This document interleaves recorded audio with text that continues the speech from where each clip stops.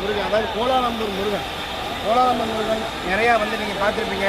இதில் முக்கியமான விஷயம், கோலாலம்பூர் முருகன் இங்கே கீழே தரிசிக்கிறது மட்டும் இல்லாமல் நல்லா படி ஏறி மேலே குகை கோவில்கள் இருக்குது. அங்கே மூலவர் வேலாயுத சுவாமி இருக்கார். அதே போல் வள்ளி தெய்வானை சமேதராக அங்கே வந்து முருகன் காட்சியளிக்கிறாரு. இங்கே தமிழ்நாட்டினரை விட அயல் நாட்டினருடைய எண்ணிக்கை தான் அதிகமாக இருக்குது. இது ஒரு சுற்றுலாத்தலமாக, அது வந்து புண்ணியத்தலமாக இல்லாமல் சுற்றுலாத்தலமாக கூட அதை நிறைய பேர் பார்க்கலாம்.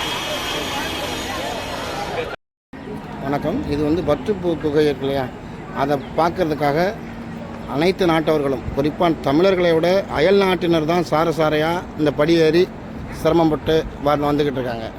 இன்னும் போகணும், நிறைய தூரம் போகணும். மேலே போனால் அங்கே குகை கோயில்கள் இருக்குது. இது இந்த பிரம்மாண்டமான பல அடி உயரமுள்ள முருகன் சிலையுடைய பின்பகுதி.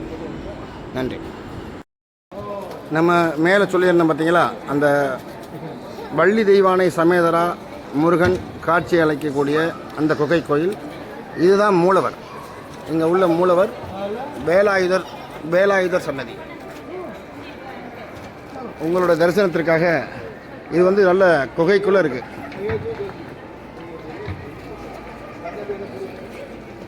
இந்த மாதிரி நல்ல குகைக்குள்ள மூலவரான இந்த பட்டு குகையுடைய மூலவர் சன்னதி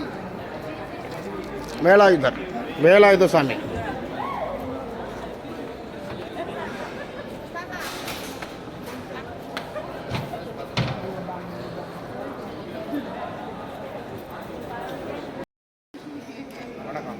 எல்லாருமே இந்த மலேசியா முருகன் கோயில் ஒரு உயரமான சிலை, பல அடி உயரத்தில் இருக்கக்கூடிய சிலையை பார்த்துருக்கீங்க. இது மலைக்குள்ளே, அந்த மலை மேலே உள்ள குகைக்குள்ளே அங்கங்கே ஒரு சிறு சிறு குகையெல்லாம் நிறையா இருக்குது. இந்த இடம் வந்து ரொம்ப தூரம் வந்து படிக்கட்டு ஏறி வரணும்.